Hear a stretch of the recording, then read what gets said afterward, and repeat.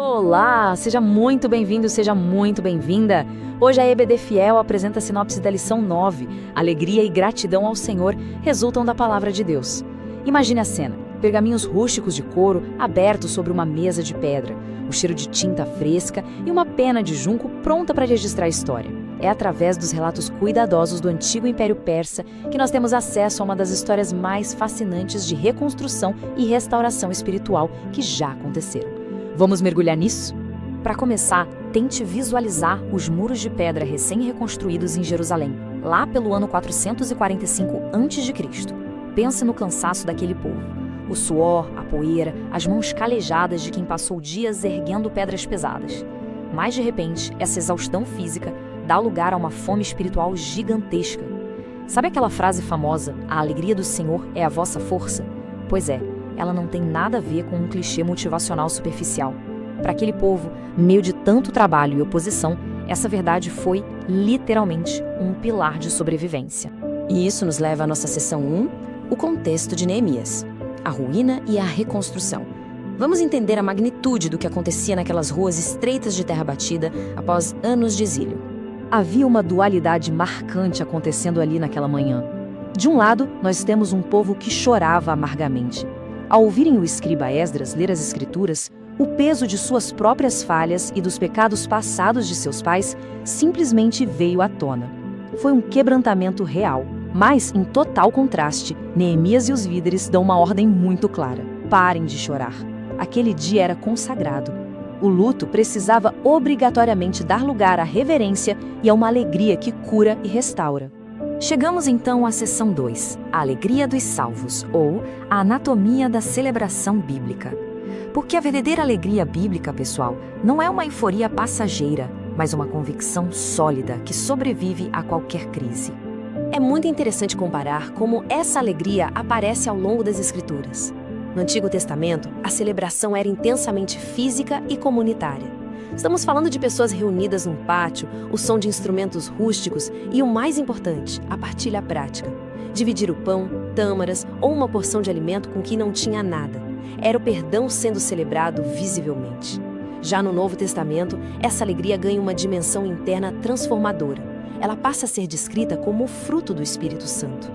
É uma serenidade tão profunda que consegue sustentar a pessoa em paz, mesmo no meio de aflições severas.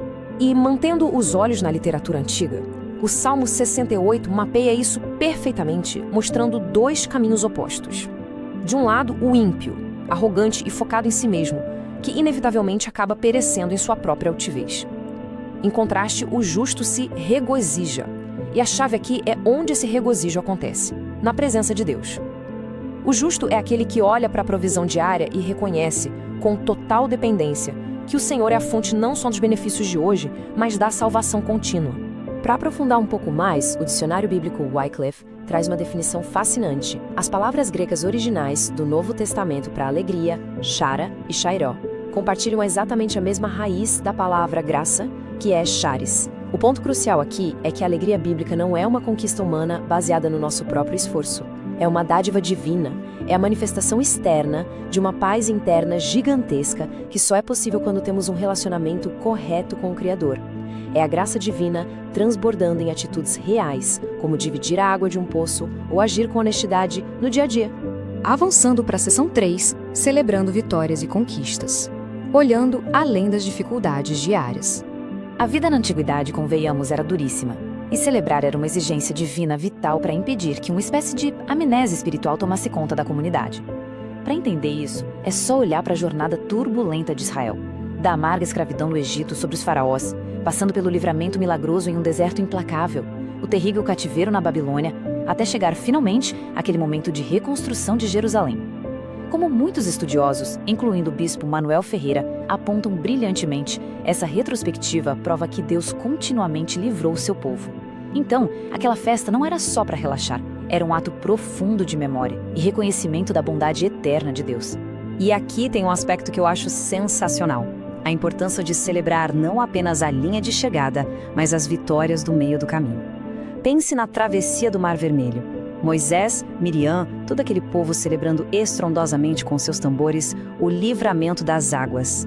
Mas o que tinha logo à frente deles? O deserto. seco, perigoso e exaustivo.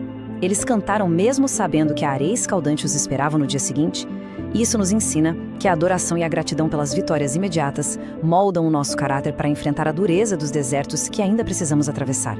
O que nos puxa diretamente para a seção 4, o princípio da gratidão.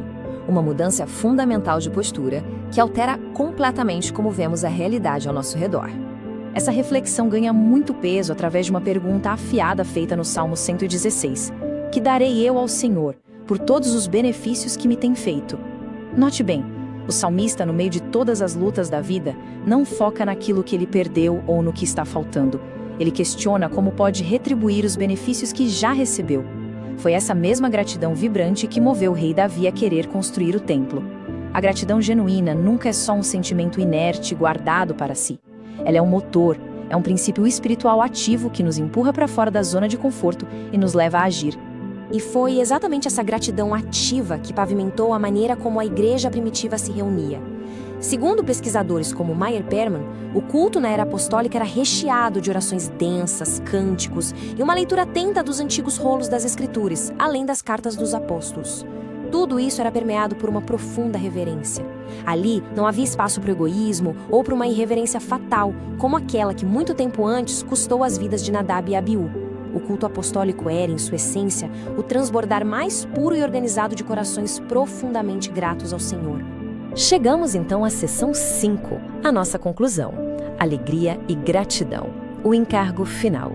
Reunindo tudo isso que exploramos, fica muito claro que a verdadeira alegria não é um produto de circunstâncias favoráveis. Ela nasce diretamente da nossa reconciliação com o Criador. Para fechar a nossa análise, a instrução em Colossenses traz um alerta poderoso. Habite ricamente em vós a palavra de Cristo. Ou seja, a palavra não pode ser apenas uma visitante casual. Ela tem que fazer morada, criar raízes profundas, pois é exatamente daí que brota a verdadeira graça no coração. Então eu deixo uma reflexão para você hoje. A postura dos seus dias reflete o lamento pelas pedras caídas ou a celebração viva por causa do alicerce inabalável que nos foi dado? Pense nisso. Muito obrigado por acompanhar essa explanação até aqui e até a próxima.